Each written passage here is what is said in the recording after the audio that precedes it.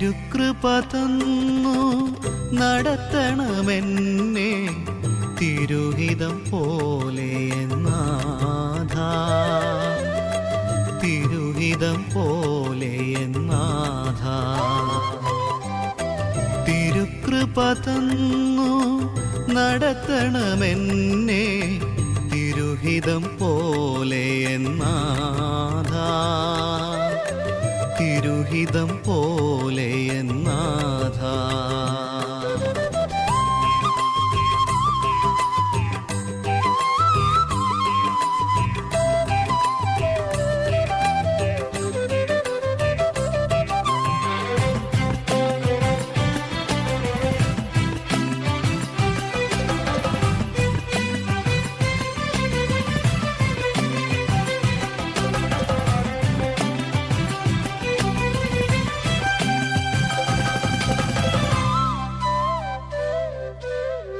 പഴയ മനുഷ്യനെ ഉരിഞ്ഞു ഞാൻ കളഞ്ഞു, പുതിയ മനുഷ്യനെ ഉള്ളിൽ ഞാൻ അണിഞ്ഞ്.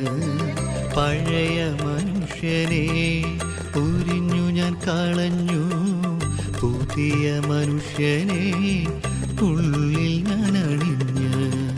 ഉயிருള്ള നാൾ വരെയും ഉലകിൽ നിൻ വഴി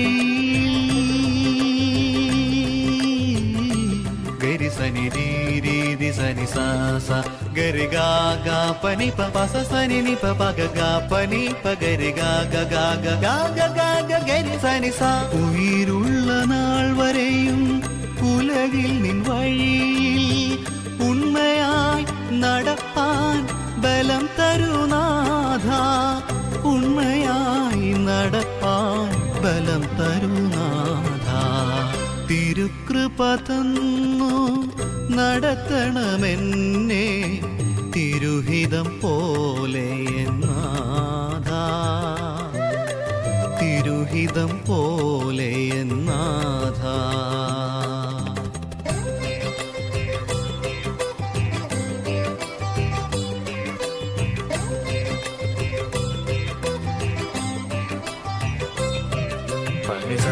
സനി സരി ഗരി ധനി സ ഗ ഗരി ഗ പനി പ ഗരി ഗ പനി നി പനി സാരി സനി സരി ഗരി സനി രി സനി പ സനി പ ഗ പ ഗരി സനി സരി സരി ഗരി ഗ പ ഗ പനി പനി സനി സരി ഗ പ ഗരി സ. നിന്നാമെന്നിൽ മഹിമപ്പെടേണം, നിൻ സ്നേഹമെന്നിൽ നിറഞ്ഞു വരേണം. നിന്നാമെന്നിൽ മഹിമപ്പെടേണം, നിൻ സ്നേഹമെന്നിൽ നിറഞ്ഞു വരേണം. നീ എന്നിൽ വളർന്നും ഞാൻ എന്നിൽ കുറഞ്ഞും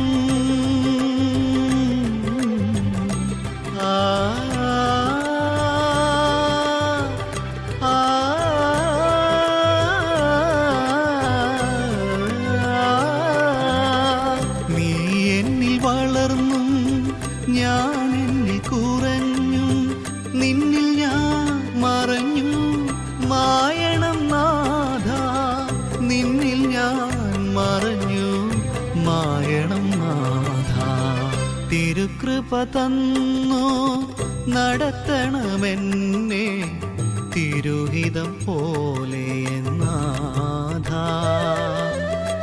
തിരുഹിതം പോലെ നാഥ.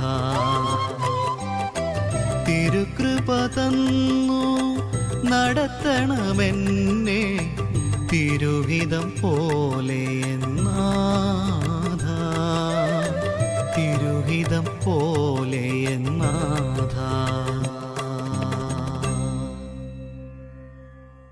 യോശുവയുടെ പുസ്തകം 5-ാം അധ്യായം 13 മുതൽ 15 വരെയുള്ള വാക്യങ്ങളിൽ എഴുതിയിരിക്കുന്നത്, ഇസ്രായേൽ ജനം കനാൻ നാട്ടിൽ പ്രവേശിച്ചതിന് ശേഷം യോശുവ യെരിഹോ പട്ടണത്തെ നോക്കിക്കൊണ്ട് ഇരിക്കുന്ന സമയത്ത് സംഭവിച്ചതായ ഒരു കാര്യമാണ്. ഈ യെരിഹോവിൻ്റെ സ്ഥാനമെന്ന് പറയുന്നത് കനാൻ നാടിൻ്റെ ഉള്ളിലാണ്. ഒരു വലിയ കോട്ടമതിൽ അതിന് ചുറ്റുമുണ്ട്. അതിനുള്ളിൽ ധാരാളം ആളുകൾ പാർക്കുന്നു. എന്നാൽ ഇസ്രായേൽ നിമിത്തം അവർ പുറത്തേക്കിറങ്ങുകയോ ആരും അതിനുള്ളിലേക്ക് ചെല്ലുകയോ ചെയ്യുന്നില്ല. എന്നാൽ ആ ഒരു പട്ടണം അവിടെ നിന്ന് നീക്കിക്കളയേണ്ടത് ആവശ്യമായിരുന്നു. അതുകൊണ്ട് ഇസ്രായേൽ മക്കൾക്ക് അവകാശപ്പെട്ടതായ കനാൻ ദേശം പൂർണ്ണമായും അവരുടെ കരങ്ങളിൽ ലഭിക്കുന്നതിന് ഈ യെരിഹോ പട്ടണത്തെ അവിടെ നിന്ന് നിർമൂലമാക്കി കളയേണ്ടത് ആവശ്യമായിരുന്നു. അതുകൊണ്ടാണ് യോശുവ എല്ലാ ദിവസവും ഈ യെരിഹോ പട്ടണത്തിൻ്റെ സമീപത്ത് പോയിരുന്ന് അതിനെ നോക്കിക്കൊണ്ട് ഇതെപ്പോഴാണ് തകർക്കുവാൻ സാധിക്കുക, എങ്ങനെയാണിത് ഇവിടെ നിന്ന് നീക്കുവാൻ സാധിക്കുക എന്നിത്യാദി കാര്യങ്ങൾ ദൈവസന്നിധിയിൽ താൻ സമർപ്പിച്ച് പ്രാർത്ഥിച്ചുകൊണ്ടിരുന്നിരിക്കണം എന്നാണ് നമുക്ക് മനസ്സിലാക്കുവാനായിട്ട് സാധിക്കുന്നത്. ഈ സംഭവമാണ് യോശുവ 5-ാം അധ്യായം 13 മുതൽ 15 വരെയുള്ള വാക്യങ്ങളിൽ നാം കാണുന്നത്. യോശുവ യെരിഹോ പട്ടണത്തിൻ്റെ സമീപത്ത് ഇരിക്കുന്നതായ സമയത്ത് താൻ തല ഉയർത്തി നോക്കുമ്പോൾ ഒരാൾ തനിക്കെതിരായി വാൾ ഉരുപ്പിടിച്ചുകൊണ്ട് നിൽക്കുന്നതായ ഒരു കാഴ്ച അദ്ദേഹം കാണുകയാണ്. ഉടൻ തന്നെ യോശുവ എഴുന്നേറ്റ് അദ്ദേഹത്തിൻ്റെ അരികിലേക്ക് ചെന്നു. അവിടെ ചെന്നിട്ട് ചോദിക്കുകയാണ്, നീ ശത്രുപക്ഷക്കാരനാണോ അതോ ഞങ്ങളുടെ പക്ഷക്കാരനാണോ? ഉടൻ തന്നെ മറുപടിയും വന്നു, അല്ല, ഞാൻ യഹോവയുടെ സൈന്യത്തിൻ്റെ അധിപതിയായി ഇപ്പോൾ വന്നിരിക്കുന്നു. അപ്പോൾ യോശുവ സാഷ്ടാംഗം വീണ് നമസ്കരിച്ച് അവനോട്, കർത്താവിന് അടിയനോടുള്ള കൽപ്പന എന്ത് എന്ന് ചോദിച്ചു. ഈ ചോദ്യം വളരെയധികം പ്രസക്തമാണ്. ഇന്ന് രാവിലെ ഈ ചോദ്യത്തെപ്പറ്റി അല്പമായി ധ്യാനിക്കുവാൻ ഞാൻ ആഗ്രഹിക്കുന്നു. യോശുവ ഒരു രാവിലെ സമയത്തായിരിക്കണം അവിടെ ഇരുന്നത് എന്ന് ഞാൻ കരുതുകയാണ്. കാരണം ആ അധ്യായത്തിൻ്റെ പല ഭാഗങ്ങളിലും അതികാലത്ത് എഴുന്നേറ്റ് യോശുവ ദൈവസന്നിധിയിലേക്ക് വരുന്നതായി കാണാൻ സാധിക്കുന്നുണ്ട്. 6-ാം അധ്യായം 12-ാം വാക്യത്തിൽ നാം കാണുന്നത് യോശുവ അതികാലത്തെ എഴുന്നേറ്റു എന്നാണ്. 15-ാം വാക്യത്തിൽ നാം കാണുന്നത് 7-ാം ദിവസമോ അവർ അതികാലത്ത് അരുണോദയത്തിങ്കൽ എഴുന്നേറ്റു എന്നെഴുതിയിരിക്കുന്നു. അതുകൊണ്ട് തന്നെ യോശുവ അതികാലത്ത് ദൈവസന്നിധിയിലേക്ക് ചെന്ന് താൻ ഈ യെരിഹോ പട്ടണത്തെ സംബന്ധിച്ച് ചിന്തിച്ചുകൊണ്ടിരുന്നിരിക്കണം എന്ന് ചിന്തിക്കുന്നതിൽ തെറ്റില്ല. മറ്റ് സൂചനകളൊന്നും ഇല്ല എങ്കിൽ പോലും താൻ രാവിലെ സമയത്ത്, അതായത് ഒരു വ്യക്തിയെ തിരിച്ചറിയാൻ സാധിക്കാത്ത നിലയിൽ അല്പമായ ഇരുട്ട് പരന്നിരിക്കുന്നതായ ഒരു സമയത്ത്, അതുകൊണ്ടായിരിക്കണം യഹോവയുടെ സൈന്യത്തിൻ്റെ അധിപതിയായവനെ കണ്ടിട്ടും പെട്ടെന്ന് മനസ്സിലാക്കുവാനോ തിരിച്ചറിയുവാനോ യോശുവയ്ക്ക് സാധിക്കാതെയിരുന്നത്. അതുകൊണ്ട് അതികാലത്ത് താൻ ദൈവസന്നിധിയിലേക്ക് ചെന്ന് തൻ്റെ ആവശ്യത്തെ അറിയിച്ചിരുന്നിരിക്കണം. തൻ്റെ മുൻപിൽ നിൽക്കുന്നതായ വ്യക്തി ഒരു സാധാരണ മനുഷ്യനല്ല, പ്രത്യുത യഹോവയുടെ സൈന്യത്തിൻ്റെ അധിപതിയായവനാണ് എന്ന് തിരിച്ചറിഞ്ഞു കഴിഞ്ഞപ്പോൾ യോശുവ ചെയ്തതെന്താണ്? സാഷ്ടാംഗം വീണ് നമസ്കരിച്ചു. അതിനുശേഷമായി അദ്ദേഹം പറയുകയാണ്, കർത്താവിന് അടിയനോടുള്ള കൽപ്പന എന്ത്?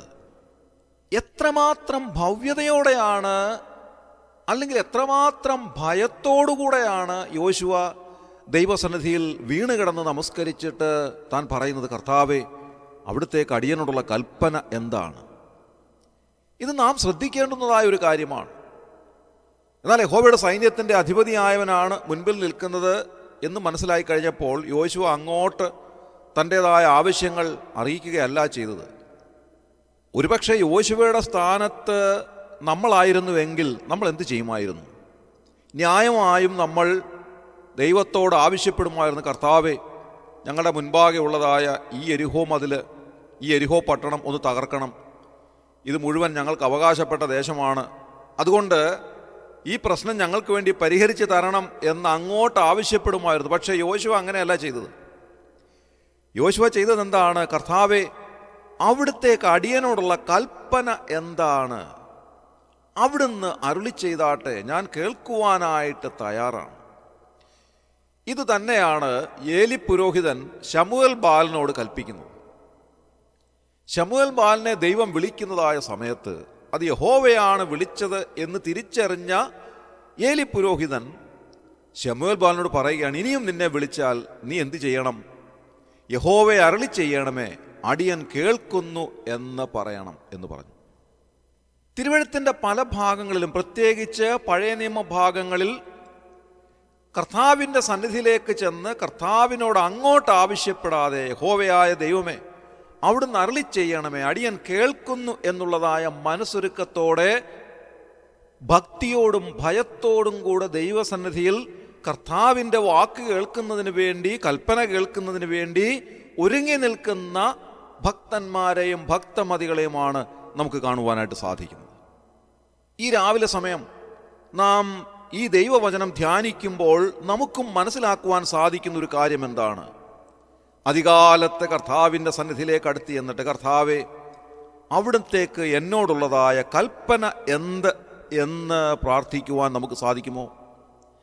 അവിടുന്ന് എന്നോട് അരുളി ചെയ്യണമേ, അടിയൻ കേൾക്കുന്നു എന്ന് ശമൂവേൽ ബാലൻ പറഞ്ഞതുപോലെ മനസ്സൊരുക്കത്തോടെ കർത്താവ് നമ്മോട് അരുളി ചെയ്യുന്നത് കേൾക്കുവാനുള്ള ഒരുക്കത്തോടുകൂടെ ഇരിക്കുവാൻ നമുക്ക് സാധിക്കുമോ?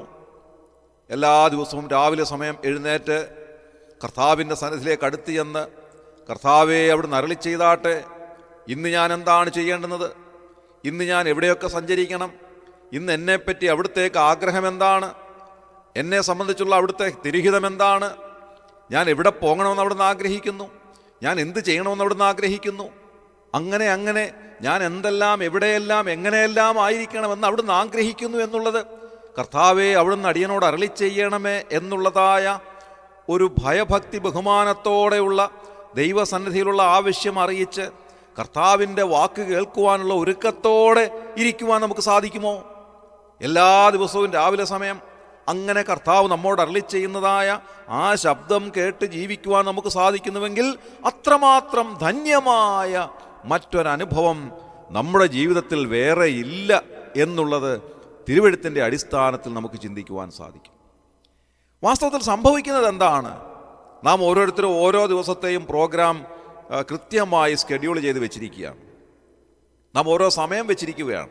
രാവിലെ എഴുന്നേൽക്കുന്ന സമയം മുതൽ എന്തെല്ലാമാണ് ചെയ്യേണ്ടുന്നത്, എപ്പോഴാണ് ഓരോ സ്ഥലത്തേക്ക് പോകേണ്ടുന്നത്, ഇന്ന് ചെയ്യേണ്ടുന്ന കാര്യങ്ങൾ എന്തൊക്കെയാണ്, എവിടെയൊക്കെ പോകണം, എന്തെല്ലാം കാര്യങ്ങൾ ചെയ്യണം, ഇന്ന് യാത്ര പോകണമോ അതോ വീട്ടിലിരുന്നാൽ മതിയോ, അല്ലെങ്കിൽ ഓഫീസിൽ പോകണമോ അല്ലെങ്കിൽ മറ്റെന്തെങ്കിലും ചെയ്യണമോ എന്ന് തുടങ്ങി എല്ലാ കാര്യങ്ങളും നാം പ്ലാൻ ചെയ്ത് വെച്ചിരിക്കുകയാണ്. അങ്ങനെ നാം പ്ലാൻ ചെയ്ത് വെച്ചതിന് ശേഷമായി നമ്മുടെ ഇഷ്ടമനുസരിച്ച് ഓരോ കാര്യങ്ങൾ ചെയ്തിട്ട് നാം ദൈവത്തോട് അങ്ങോട്ട് പറയുകയാണ്, കർത്താവേ, അവിടുത്തെ ഹിതം ഇതാകണമേ, ഞാൻ തീരുമാനിച്ചു വെച്ചിരിക്കുന്ന ഈ കാര്യങ്ങൾ അവിടുത്തെ ഹിതമായിട്ട് മാറണമേ എന്ന് നാം പ്രാർത്ഥിക്കുന്നു. എന്നാൽ വാസ്തവത്തിൽ ചെയ്യേണ്ടുന്നത് എന്താണ്? കർത്താവെ, അവിടുത്തെ ഹിതം എന്താണെന്നുള്ളത് എനിക്ക് കാണിച്ചു തന്ന് എന്നെ ആ തിരുഹിതത്തിന് അനുസരണമായി നടത്തണമേ എന്ന് പ്രാർത്ഥിക്കുവാൻ നമുക്ക് സാധിക്കുമോ? അങ്ങനെ സാധിക്കണം എന്ന് ഈ വാക്യങ്ങളുടെ അടിസ്ഥാനത്തിൽ ഇന്ന് രാവിലെ ചിന്തിക്കുവാൻ നമുക്ക് സാധിക്കണം. കർത്താവിൻ്റെ ഹിതം നമ്മുടെ ജീവിതത്തിൽ എന്താണ് എന്നുള്ളത് കർത്താവെ, അവിടുന്ന് അടിയനെ അറിയിക്കണമേ എന്ന് പ്രാർത്ഥിക്കുവാൻ നമുക്ക് സാധിക്കട്ടെ. ഞാൻ എൻ്റെ ഇഷ്ടമനുസരിച്ച് എൻ്റെ കാര്യങ്ങളെ ക്രമീകരിച്ചു പോയിട്ട് കർത്താവെ, അത് അവിടുത്തെ ഹിതമായിട്ട് മാറണമേ എന്ന് അങ്ങോട്ട് ആവശ്യപ്പെടുന്നതിന് പകരമായി, കർത്താവെ, ഞാനിതാ അവിടുത്തെ സന്നിധിയിലേക്ക് വന്നിരിക്കുന്നു, ഇന്നത്തെ ദിവസം ഞാൻ എവിടെയെല്ലാം എന്തെല്ലാം എങ്ങനെയെല്ലാം ആയിരിക്കണമെന്നുള്ളത് അവിടുന്ന് എന്നെ അറിയിക്കണമേ എന്ന് നമുക്ക് പ്രാർത്ഥിക്കാം. നമ്മുടെ മനസ്സ് അതിനായിട്ട് ദൈവസന്നിധിയിൽ സമർപ്പിക്കാം. നാം സങ്കീർത്തനത്തിൽ വായിക്കുന്നത് പോലെ, ഞാൻ നിന്നെ ഉപദേശിച്ച് നടക്കേണ്ടുന്ന വഴി നിനക്ക് കാണിച്ചു തരും, ഞാൻ നിന്റെ മേൽ ദൃഷ്ടി വെച്ച് നിനക്ക് ആലോചന പറഞ്ഞു തരും എന്നെഴുതിയിരിക്കുന്നത് പോലെ കർത്താവിൻ്റെ സന്നിധിയിലേക്ക് നമ്മെ തന്നെ സമർപ്പിച്ച്, കർത്താവെ, അവിടുന്ന് ഇന്ന് എന്നോട് കൽപ്പിക്കുന്ന ആലോചന എന്താണ് എന്നുള്ളത് എന്നെ അറിയിക്കണമേ എന്ന് പ്രാർത്ഥിക്കുവാൻ നമുക്ക് സാധിക്കട്ടെ. എല്ലാ ദിവസവും രാവിലെ എഴുന്നേറ്റ്, കർത്താവെ, ഇന്ന് അവിടുത്തേക്ക് അടിയനോടുള്ള തിരുഹിതം എന്താണ് എന്ന് വെളിപ്പെടുത്തി തരണമേ എന്ന് പ്രാർത്ഥിക്കാം. അങ്ങനെ നമ്മുടെ ജീവിതം അനുഗ്രഹിക്കപ്പെടുവാനിടയാകട്ടെ. നമ്മുടെ കണ്ണുകളെ അടച്ച് പ്രാർത്ഥിക്കാം. ക്രിസ്തുവേശുവിലൂടെ അതിവാത്സല്യമായി ഞങ്ങളെ സ്നേഹിക്കുന്ന സ്വർഗീയ പിതാവ് നല്ല ദൈവമേ, ഈ പ്രഭാതത്തിനായി ഞങ്ങൾ നന്ദിയോടെ സ്തോത്രം ചെയ്യുന്നു. കർത്താവെ, യോശുവ അവിടുത്തെ സന്നിധിയിൽ പറഞ്ഞതുപോലെ കർത്താവിന് അടിയനോടുള്ള കൽപ്പന എന്ത് എന്ന് ചോദിക്കുവാൻ ഞങ്ങളെയും അവിടുന്ന് ഒരുക്കണമേ എന്ന് പ്രാർത്ഥിക്കുന്നു. പലപ്പോഴും അതിന് സാധിക്കാതെ ഞങ്ങൾ തനിയെ ഞങ്ങളുടെ കാര്യങ്ങൾ തീരുമാനിച്ച് ഞങ്ങളുടെ വഴികൾ കണ്ടുപിടിച്ച് പോകുന്നതായ ആ രീതി ഞങ്ങളിലുണ്ടെന്ന് ഞങ്ങൾ സമ്മതിക്കുന്നു കർത്താവെ. എന്നാൽ എല്ലാ ദിവസവും അധികാലത്തെഴുന്നേറ്റ് കർത്താവെ, അവിടുത്തെ അടിയനോടുള്ള തിരുഹിതം എന്താണ് അത് വെളിപ്പെടുത്തി തരണമേ എന്ന് പ്രാർത്ഥിക്കുവാൻ ഞങ്ങളെ അവിടുന്ന് ഇടയാക്കണമേ. അവിടുന്ന് അരുളി ചെയ്യുന്നത് സ്വീകരിക്കുകയും അവിടുന്ന് കാണിച്ചു തരുന്നതായ പാതയിലൂടെ സഞ്ചരിക്കുകയും ചെയ്ത് അനുഗ്രഹിക്കപ്പെട്ടവരാകുവാൻ ഞങ്ങളെ ഇടയാക്കണമേ എന്ന് പ്രാർത്ഥിക്കുന്നു. ഈ ശുശ്രൂഷയെ സംബന്ധിച്ച് എല്ലാവരെയും അവിടുന്ന് അനുഗ്രഹിച്ചാട്ടെ. അവിടുന്ന് അങ്ങനെ ചെയ്തതിനായി ഞങ്ങൾ നന്ദി പറയുന്നു. ഞങ്ങളുടെ പ്രാർത്ഥന അവിടുന്ന് ശ്രദ്ധ വെച്ച് കേട്ടതിനായി ഞങ്ങൾ നന്ദി പറയുന്നു. ഞങ്ങളുടെ കർത്താവും രക്ഷിതാവുമായ യേശു ക്രിസ്തുവിൻ്റെ ധന്യമായ നാമത്തിൽ തന്നെ ആമേൻ.